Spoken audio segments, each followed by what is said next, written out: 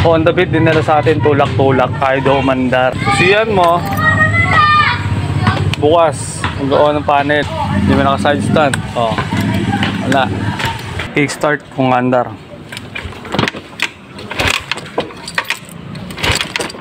Wala.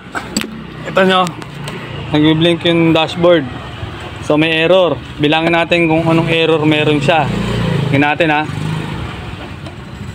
1, 2, 3, 4, 5, 6. Isang mabilis. So code error nito 61. May idea na tayo kung anong problema, pero papakita sa inyo saan nanggagaling ang code error 61 ng Honda Beat. Pakita natin yung socket. May 6 na wire papunta sa socket papunta sa stator.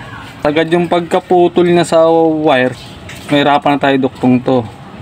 Ang gagawin na lang natin, itong wire na naputol, itong may white na may line na black, mag-jump na lang tayo papunta rin ng wire. Mag-connecta na lang tayo. Kasi nag-jump wire na lang tayo dun sa wire na white na may line na black. Salpak natin, try natin kung mag-start.